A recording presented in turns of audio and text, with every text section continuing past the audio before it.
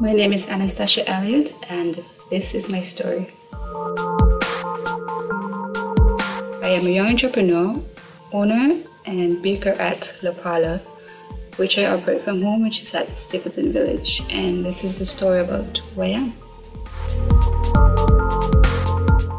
Growing up, I was a tomboy. I was daddy's girl and then mommy's helper.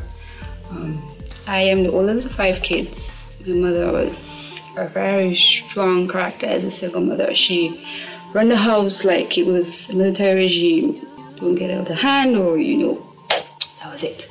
And I, following after her, she was in the military, so she was gone a lot. And I basically had to fill the role of being parent, guardian, mother, father, everything to my brothers and sisters.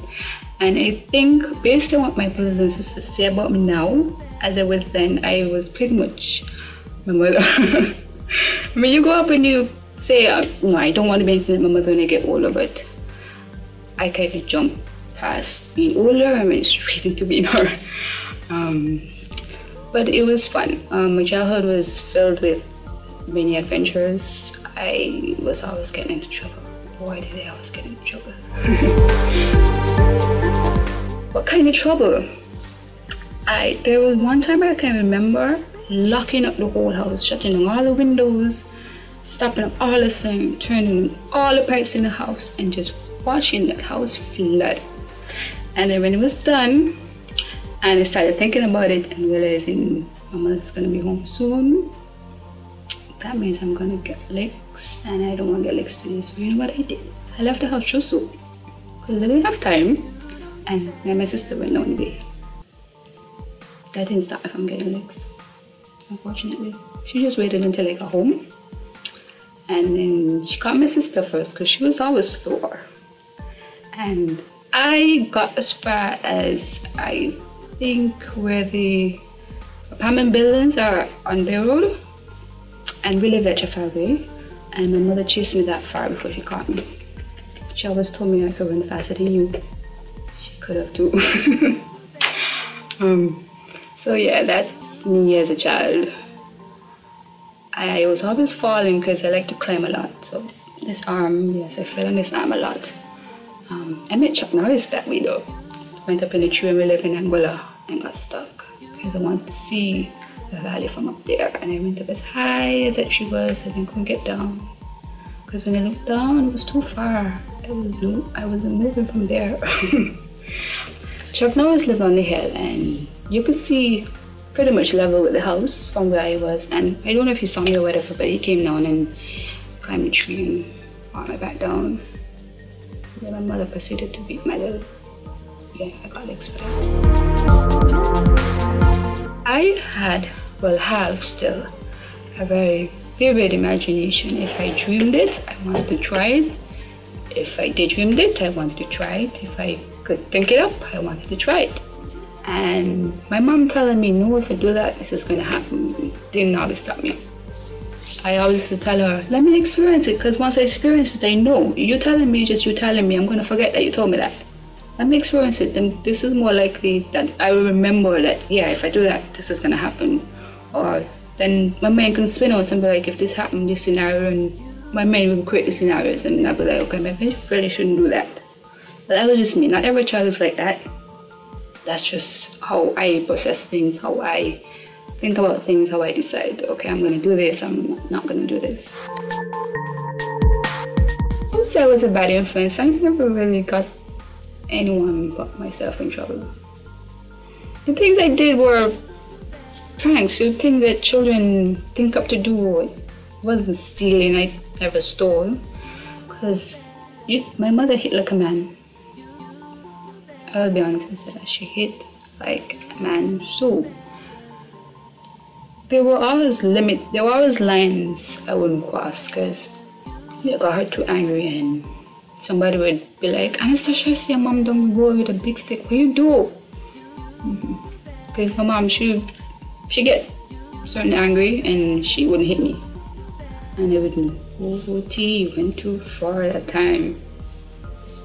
So, you learn the lines you shouldn't cross, or the lines it is unwise to cross. there were 5 of us, and my mother always told us she had so many kids for a reason. You didn't need to go outside and have a whole gang of people in the house. Everybody needed a play over there already. So I was either on my own or I was with my brother. It was always, my brother was always like that. If I got kicked out, I got in trouble and I got kicked out, he was coming, whether he was in trouble or not. So it was either me and him or just me. My biggest influence was my mother. I say this because she never gave up. No matter what she had to do, no matter what the obstacles were, she never gave up. If one thing didn't work, she tried something else, and she tried something else, and she tried something else until something worked. And I thank God for her every day, because there were so many of my friends around me who were in similar situations, or situations that you can relate to, and their parents weren't anything like my mother, and there are friends that their situation was so bad that I was the type of child who would bring home somebody. I think their mother beating them too much. Yeah, he was coming home with me. Or if I found a puppy down the road and he was hurt, he was coming home with me. So I was that type of child. I cared about people, I cared about things, and if I saw a problem and I could figure out a way to help, then I was helping. I wasn't asking you if I could help, I was helping. Professionals say that you grew up in a single home, either you just have your mom or just your dad, that you're missing something. For me, I didn't feel like anything was missing. My mother was so totally everything that you didn't really miss that daddy wasn't there. You remember him, she kept all the pictures. She told the stories about how they met, their life together until he moved away, and you don't really miss that he wasn't there. I mean, even when you see your friends and they're with their parents, I didn't get that sense that anything at all was missing from my life. My mother was everything. She was my mother, she was my best friend.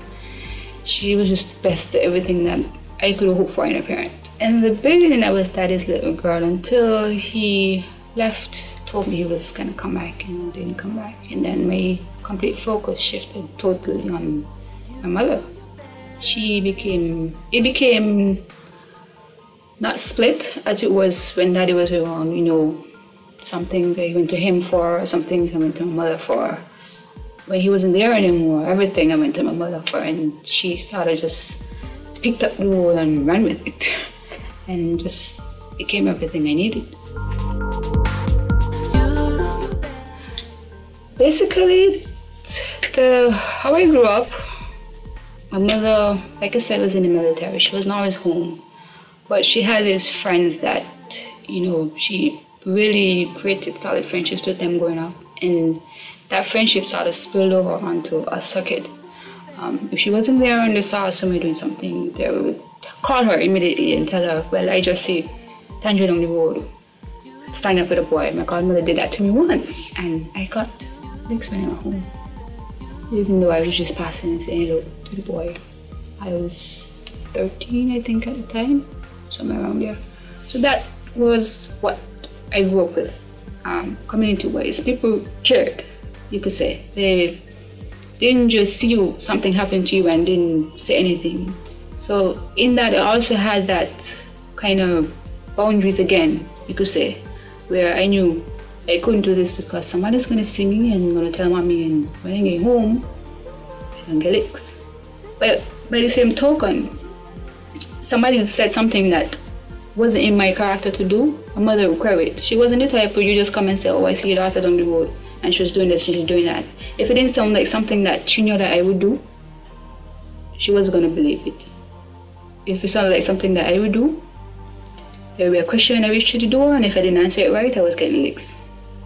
So that is how the community started influencing. Plus, my grandmother was not from St. Kitts. Her family was from the Dominican Republic, and she had a humpback. And in the village where she grew up, people sort of thought that because she was deformed, that she wasn't worth anything. She shouldn't have anything. Her children shouldn't be anything or have anything. And My mother thought I had to fight through that growing up and come out and be something good. As a society, I think we're sort of between the stage of being still a child and moving into adulthood, where you're kind of rebelling against the things that are necessary, but it has to be done.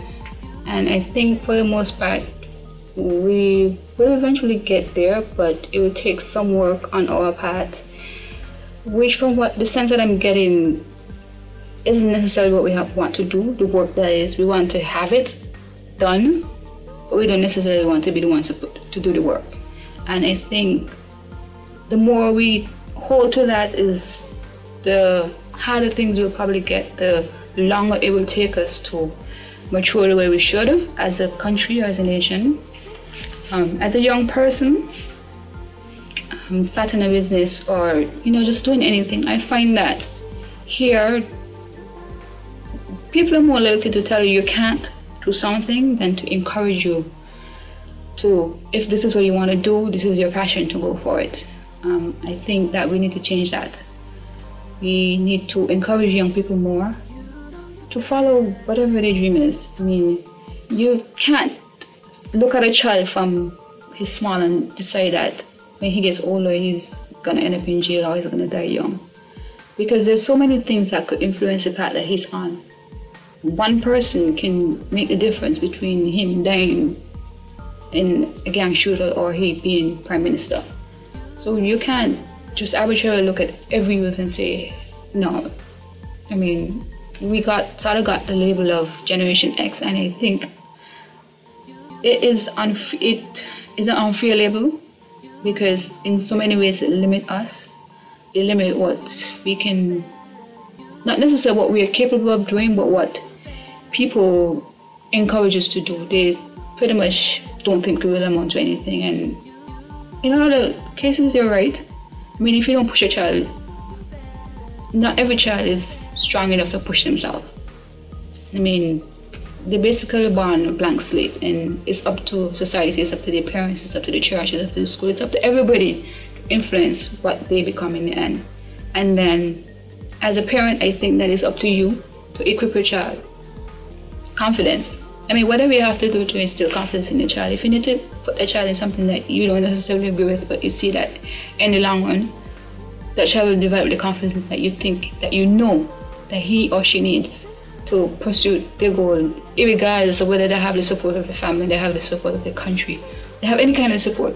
I mean, if it's just them standing alone, that they're strong enough to go out and say, this is what I want to do, and regardless of whether you think I can do it, or regardless that there's nobody behind me supporting me, that this is what I'm going to do. And I think in a lot of cases that is missing. You know you're better than this. As a young person speaking to other young people out there, I will tell you, whatever your dream is, whether there's anybody helping you, whether you think that it can be done here, go for it. Don't let negative thoughts stop you. I mean, take it one day at a time. Take it 1 week at a time. Take it 1 hour at a time if you need to. But you think about it. You plan what you want to do. Because you always need a plan. A plan will always guide you. I mean, with me, my plan is wrapped up in the name of my business, La Parla, because it keeps it at the forefront of my mind what I want to do, where I want to take my business. I mean, you can do that, but you always have a plan. Even if you don't write it on your paper, it's in the back of your mind. If your brain works like that, you have your plan. And you stick to your plan, and no matter what happens, no matter what anybody says to tell you no, you tell them no. You don't get to tell me no. I decide whether I'm going to do it or whether I'm not going to stop doing it. And I am deciding that I'm doing this, and what I need to do it, I will do it. My name is Anastasha Elliott, and I want to thank you for taking this 15 minutes out to listen to my story, and I hope that it inspires at least, even if it's just one of you, to be something more than what you came from. Thank you.